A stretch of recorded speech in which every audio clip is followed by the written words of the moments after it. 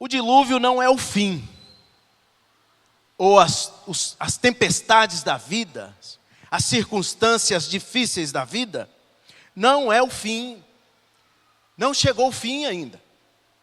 Pode ser um começo, pode ser um recomeço de todas as coisas. Em 29 de novembro de 2016, aconteceu um acidente aéreo na Colômbia. Vitimou cerca de 71 pessoas, incluindo jogadores, comissão técnica de um time de futebol chamado Chapecoense, da cidade de Chapecó, em Santa Catarina. Jornalistas também estavam na comitiva. A grande maioria ali dos passageiros, todos os comissários de bordo morreram. Foi um detalhe, uma falta de prestar atenção. A companhia aérea, Laminha, não planejou direito aquele voo, não fez um pouso para reabastecer o avião. E com isso faltou combustível para o restante da viagem. Eles estavam indo para uma final de campeonato sul-americano, lá em Medellín, na Colômbia, e infelizmente, no meio do trajeto, aquele avião caiu no meio da mata, na selva. Naquele tempo, eu trabalhava com os garotos da organização dos embaixadores do rei. Todo sábado à tarde eu tinha um encontro com aqueles meninos de 8 a 16 anos, de 6, de 7, tinha meninos de variadas idades. E um daqueles meninos que gostavam muito de futebol me perguntou, num sábado à tarde: professor, se Deus é bom, por que o avião da Chapecoense caiu? Parei um pouco, orei em silêncio, pedi a Deus orientação. Como responder uma pergunta dessa para um garoto de 12 anos? E a resposta que Deus me deu foi: pergunte de uma maneira diferente. Se Deus não é bom, por que houve sobrevivente? E eu perguntei isso para o garoto.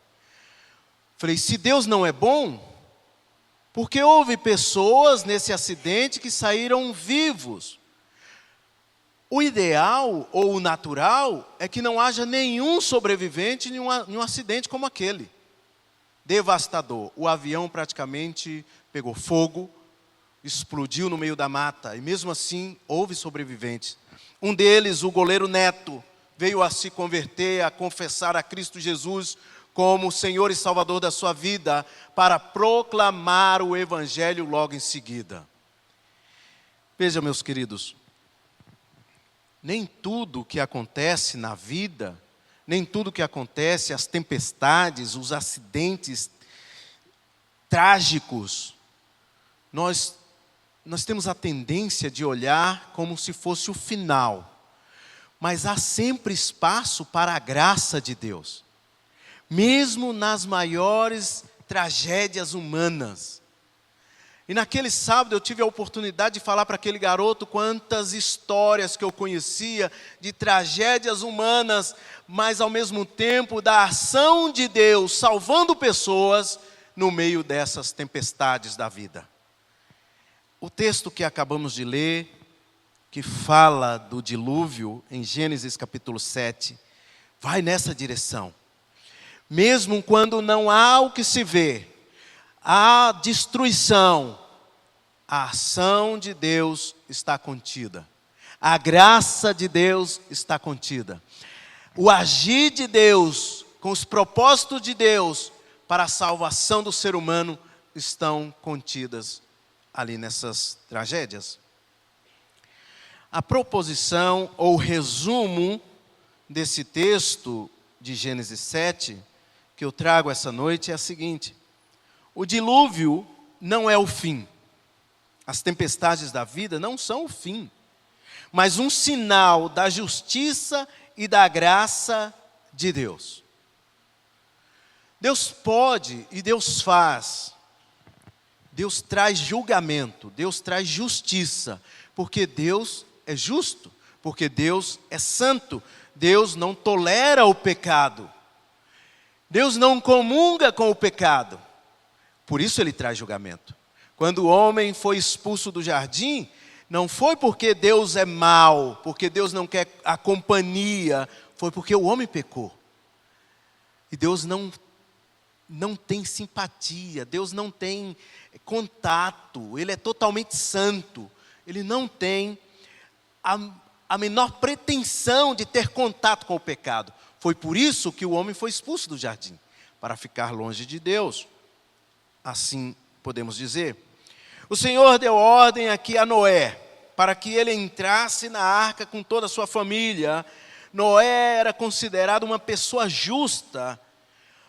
Nós acabamos de ler no versículo 1. Apenas você é justo. Ora, mas a Bíblia fala lá em Romanos capítulo 3, versículo 12. Paulo está citando Salmo de número 14, que diz que não há um justo sequer, não há ninguém que faça o bem, não há ninguém que busque a Deus. Como que nós resolvemos isso? Como que nós entendemos isso? A não ser pela ação divina, a não ser pela ação do Espírito Santo de Deus na nossa vida, o nosso coração é duro, o nosso coração resiste à palavra de Deus, o nosso coração é inclinado para o mal, o nosso coração não deseja Deus, é isso que o texto está falando. A não ser pela ação do Espírito Santo na nossa vida, no nosso coração, nenhum deseja Deus. Mas o texto está dizendo que Noé era justo aos olhos de Deus. Assim como encontramos lá no livro de Jó, que Jó era justo e agradava a Deus aos olhos de Deus. Precisamos entender que Deus está falando, uma figura de linguagem aqui, dizendo comparativamente. Comparado ao restante da sociedade, Noé era justo diante de Deus. Todo o restante da sociedade estava corrompida. Todo o restante da sociedade não buscava Deus. Todo o restante da sociedade não queria saber de Deus. Toda a moral da sociedade estava no lixo, no chão. Comparando com o restante da sociedade, Noé era justo diante de Deus. Especialmente porque tem aí o texto está dizendo que Noé tinha comunhão com Deus. Esse era o diferencial de Noé. Mesmo vivendo em uma sociedade corrompida, Noé era a única pessoa que buscava a Deus, que vivia buscando a Deus. Então o Senhor chama Noé, escolhe Noé para construir a arca, para fazer essa grande embarcação. O Senhor disse a Noé: leve com ele 7 casais, macho e fêmea de cada espécie de animal puro, e um casal, macho e fêmea de cada espécie de animal impuro. E ainda toda espécie de aves, com o objetivo de garantir que toda espécie sobreviva depois do dilúvio. É importante sabermos aqui, fazer a diferença entre os animais puros e os animais impuros. Mesmo antes da lei escrita por Moisés, já havia a distinção entre animais puros e animais impuros. Os animais puros eram os que podiam ser oferecidos em sacrifício a Deus. Você olha aí que tem 7 casais de animais puros. Por quê? Ao final do dilúvio, se olharmos lá em Gênesis capítulo 8, versículo 20, ao final do dilúvio, Noé sacrifica. Noé faz um culto de gratidão. Havia necessidade de ter animais puros para o sacrifício. Os animais impuros não seria agradável a Deus no sacrifício. É por isso que tem 7 casais. Uma outra questão, uma outra providência de Deus é para a própria alimentação de Noé e sua família. 7 casais de animais puros serviria para comê-los e deixar um casal para a reprodução, ou 2 casais para a reprodução depois. Somente lá em Atos capítulo 10, os judeus têm muito isso. Mesmo os judeus hoje Faz essa separação de animais puros e impuros. Mas em Atos capítulo 10, Deus, o Senhor Jesus, o Espírito Santo vem e dá uma visão para Pedro. E por isso houve uma resistência de Pedro. Senhor, eu sou um judeu, eu creio na tua lei, eu jamais comerei animais impuros. É o que Pedro fala. Quando tem a visão do lençol com os animais, e o Senhor fala, pega, mata e come, tu está com fome. Pedro fala, eu sou judeu, Senhor, jamais comerei animais impuros. E aí o Espírito Santo fala para Pedro, não julgue, não fale aquilo que é impuro que Deus purificou, que o próprio Senhor purificou.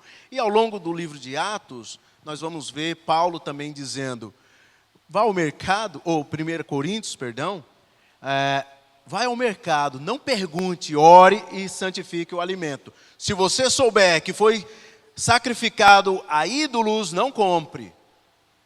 Pela sua consciência, não compre, não coma. Mas vai ao mercado, vai ao açougue, compre, ore dentro da sua casa, santifique e coma.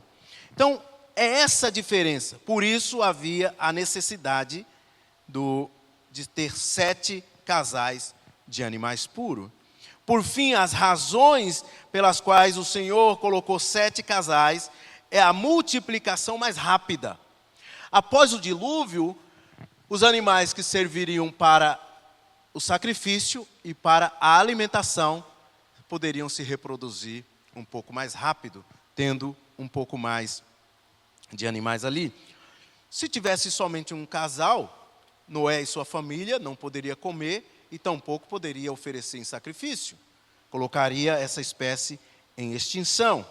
Bem, o texto continua falando que Noé fez tudo exatamente como o Senhor lhe havia ordenado.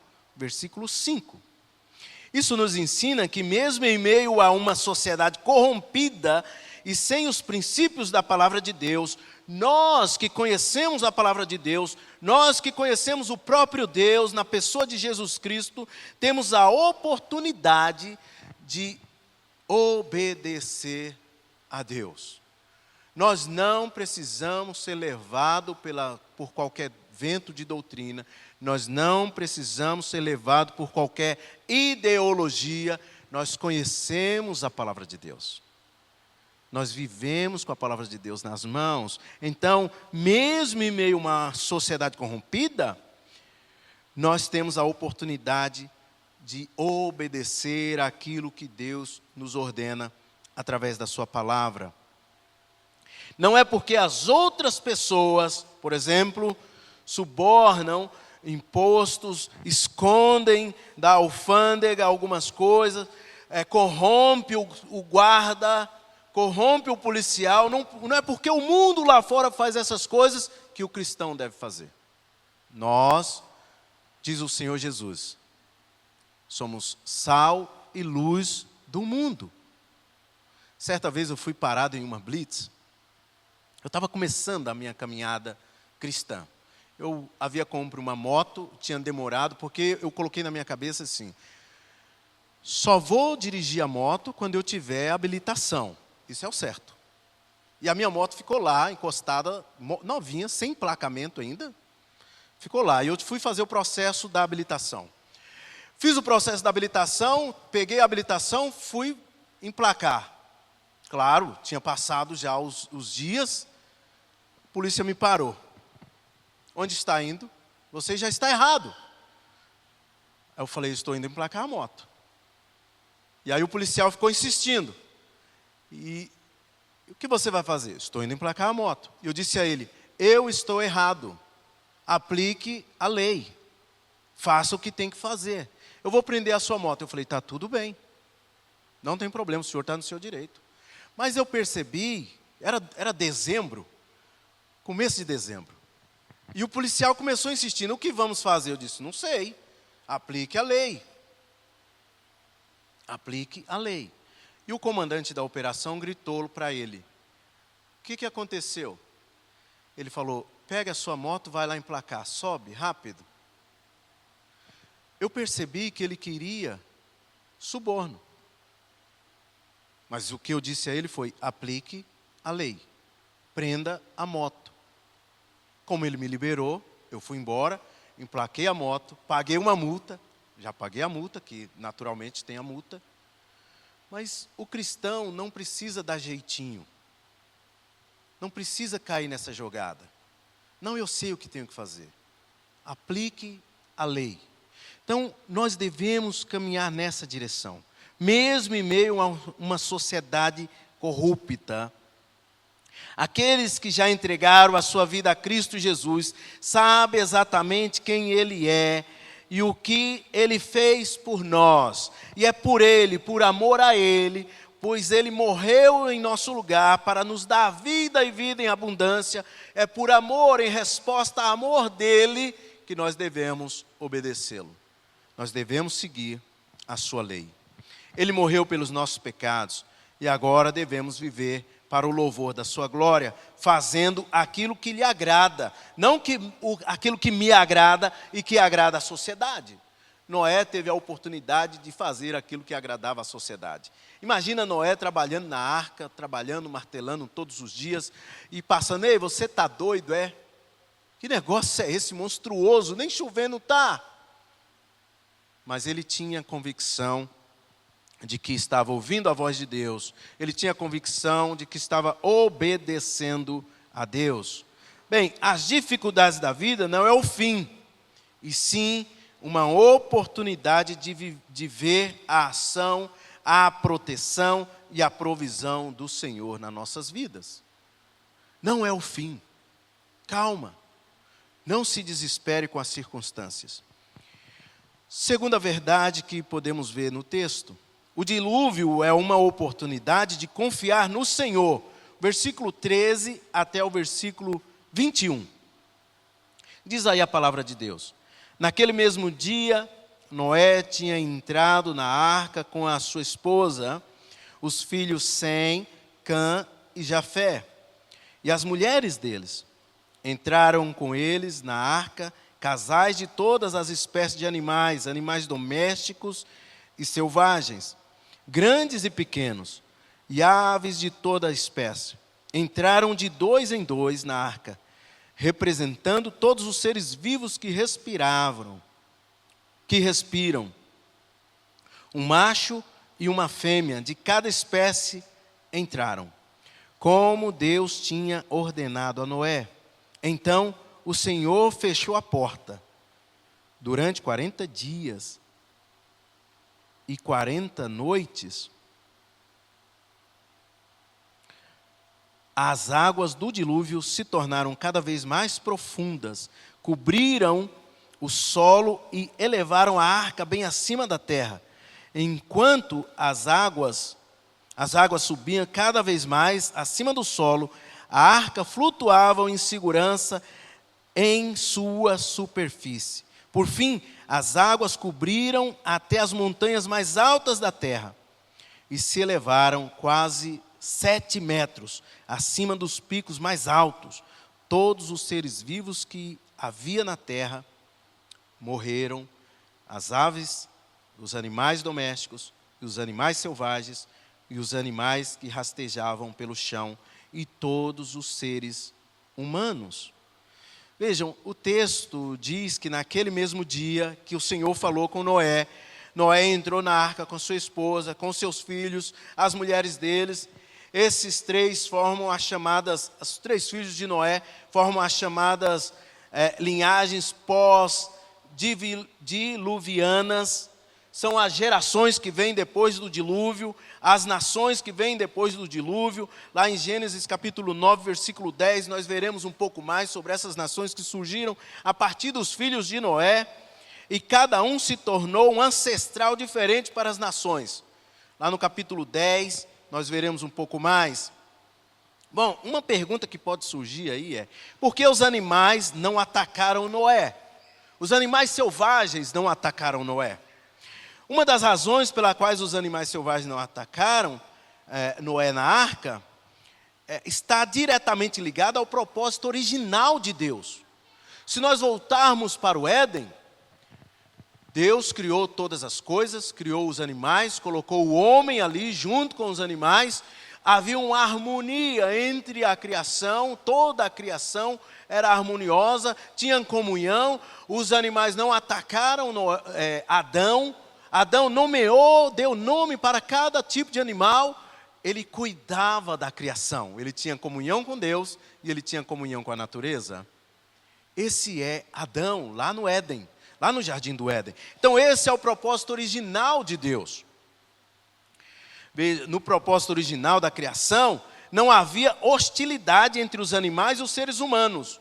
Lá em Gênesis capítulo 1, versículo 28, nós já falamos aqui sobre isso. Havia o domínio do ser humano sobre o restante da criação.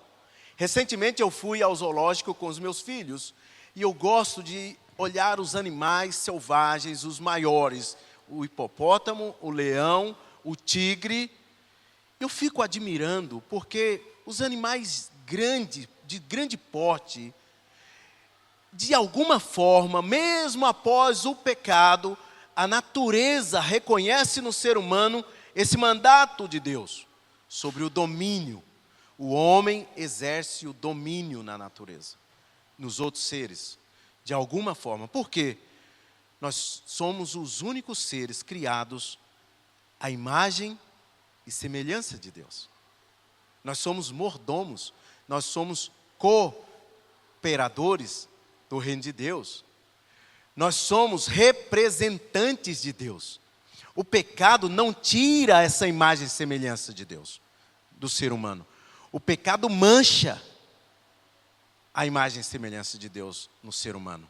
Desfoca, fica desfocado, mas mesmo assim nós ainda temos essa imagem e semelhança. Essa natureza agressiva surge depois da queda, como consequência da corrupção humana e corrupção também da criação. Lá em Romanos capítulo 8, versículo 20 e 22, Paulo vai dizer inclusive que a natureza geme pela manifestação dos filhos de Deus. A natureza espera, almeja a manifestação dos filhos de Deus. Então, durante a arca, Deus age sobrenaturalmente para controlar os animais. O texto deixa claro que Deus trouxe os animais até Noé e Deus os preservou dentro da arca. A tradição judaica e cristã entende que Deus colocou sobre os animais o espírito de docilidade lá no Éden, para que não fosse, e aqui na arca, para que não fossem agressivos com o homem. Os animais não atacaram porque Deus interveio. Deus agiu no meio dos animais. Ele é quem controla toda a natureza. Ele é quem domina toda a natureza. Ele quem trouxe os animais. Não foi Noé que foi atrás dos animais. Veja, no livro de Isaías, capítulo 11, aponta também diretamente para a Nova Jerusalém. Ele fala de uma realidade da origem das espécies, da origem da criação. Ele fala de que, mas ele aponta lá para frente, na Nova Jerusalém, embora tenha outros níveis de comprometimento, é um texto profético, o texto de Isaías capítulo 11, com uma dupla dimensão. Cumprimento inicial no reino messiânico, inaugurado por Cristo Jesus. Jesus veio e inaugurou o reino dele. Cumprimento pleno e final na nova criação, especialmente a Nova Jerusalém, apontada em Apocalipse capítulo 21, versículo 22 e capítulo 22 também. Esse texto propõe a paz entre todas as espécies. Diz aí Isaías capítulo 11, versículos 6 ao 9, que o lobo junto com o cordeiro, o lobo estará junto com o cordeiro, a vaca com a ursa, a criança brincará com serpente. É o propósito original lá de Gênesis. Isaías fala, e agora Gênesis capítulo 7 também nos mostra que Deus controlou toda a criação para não atacar Noé. O texto de Gênesis 7 continua dizendo: então o Senhor fechou a porta da arca. Não havia mais nada que Noé poderia fazer. Não há controle na arca. Não há um leme. Vocês já notaram esse detalhe? a arca não apresenta um leme. Diz que Noé construiu a arca e nenhum texto bíblico aponta que ele controlava a arca. Deus fechou a arca e as águas começaram a subir, as águas subterrâneas. O aquífero de Guarani, aqui na América do Sul, é um dos maiores reservatórios da água subterrânea que nós temos no mundo.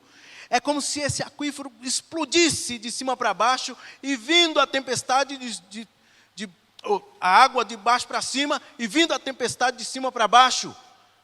E ventos fortes por todos os lugares. Não há o que se fazer. Se você está dentro da arca, não há o que se fazer na tempestade, a não ser confiar em Deus, a não ser entregar a direção a Deus. Se você está passando por tempestades, entregue a direção nas mãos do Senhor. Deixe Ele conduzir a arca. Confia nele.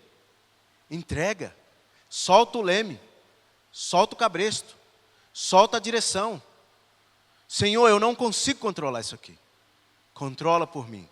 Eu confio no Senhor. A tempestade, o dilúvio, é uma oportunidade que temos para confiar no Senhor, no seu poder, no seu domínio. Enquanto aquela arca estava sobre as águas, o único comandante é aquele que tinha o controle da arca, das vidas dos animais, da família de Noé. Era o mesmo que tinha e tem o controle sobre as águas e toda a criação, pois Ele é o próprio Criador de todas as coisas. Ele é o nosso Deus, o Todo-Poderoso. É Ele que tem o controle, é Ele que tem o domínio sobre a natureza e toda a criação. Mesmo em meio a tanta morte e destruição, podemos confiar no Senhor. Nós temos vivido tempos difíceis. É guerra civil no Rio de Janeiro, é tufão no Paraná, é dificuldade no sul, no nordeste do Brasil, seca, queimadas. Em meio a tudo isso, nós podemos confiar no Senhor. Podemos continuar confiando no Senhor. Caminhando para o final, o último ponto é: o dilúvio é uma oportunidade de recomeço. Veja aí o versículo 22 ao 24. Diz aí a palavra do Senhor: tudo que respirava e vivia em terra firme morreu.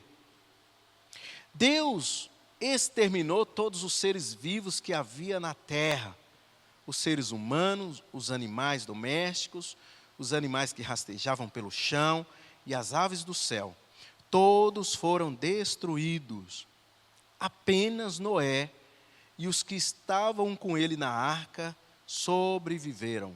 E as águas do dilúvio cobriram a terra por 150 dias. Todos foram destruídos. O texto diz: apenas Noé e os que estavam com ele na arca sobreviveram. Embora o dilúvio seja um julgamento sobre a corrupção humana, a ênfase no final do texto é o recomeço e não a destruição. Há uma porção que ficou. Alguns que foram salvos, não porque mereciam, mas porque foram alcançados pela graça. Não é porque Noé era melhor, não é porque Noé era bonzinho, é porque foi alcançado pelo poder da graça de Deus. Nós estamos aqui, meus irmãos, louvando, cantando ao nosso Deus, ouvindo a palavra de Deus, não é porque nós merecemos, é porque um dia a mesma graça nos alcançou. A Bíblia mostra alguns paralelos entre Adão e Noé. Ambos receberam o mandato cultural. São colocados como representantes da humanidade. Recebem a bênção de frutificar, multiplicar. São colocados como em um mundo novo, após águas. Isso indica que o dilúvio é um novo começo para a humanidade, como uma nova criação. Deus está fazendo todas as coisas se renovarem, um novo começo. Deus é especialista em nos oferecer novos começos. Os nossos relacionamentos quebrados, Ele tem a proposta de dar um novo começo. As nossas oportunidades que perdemos no passado, Ele nos dá novas oportunidades. Deus é gracioso para fazer. Sabemos que, mesmo com os paralelos entre Adão e Noé, sabemos que existe o último Adão, o verdadeiro último Adão, é Jesus Cristo. Esse é chamado o último Adão em Romanos capítulo 5. O apóstolo Paulo, escrevendo à igreja de Roma, afirma: quando Adão pecou, o pecado entrou no mundo, e com ele a morte que se estendeu a todos, porque todos pecaram. Isso inclui todas os outros personagens bíblicos do passado, inclui a nossa era, o nosso tempo, e inclui as gerações futuras. Todos pecaram. No entanto, Paulo continua: é verdade que um só pecado de Adão trouxe condenação a todos, mas um só ato de justiça de Cristo Jesus removeu toda a culpa e trouxe vida a todos. Nós temos exemplos de Adão, nós temos exemplos de Noé, nós temos exemplos, vários outros exemplos da palavra de Deus, nós temos exemplos na nossa vida, na caminhada cristã, mas há um único último Adão, um último representante da humanidade, e Ele é Jesus Cristo de Nazaré. Ele é o próprio sacrifício, Ele é o próprio Cordeiro, Ele é o próprio Deus encarnado, Ele é o próprio Senhor do universo, Criador dos céus e da terra. Ele comandou a arca, Ele comanda o universo, Ele comanda a natureza, a voz como um trovão. Ele dá ordem e as coisas acontecem. Ele dá ordem e as coisas param de acontecer. Ele é o Senhor, Jesus Cristo. Ele é o último Adão. Ele é o último representante e o único suficiente para a nossa vida. Então, mesmo tendo exemplos, o nosso maior exemplo, não somente como exemplo de ser humano, mas que nós devemos copiar, como Paulo diz, sejamos imitadores, é Cristo Jesus. É o olhar para Cristo. Veja,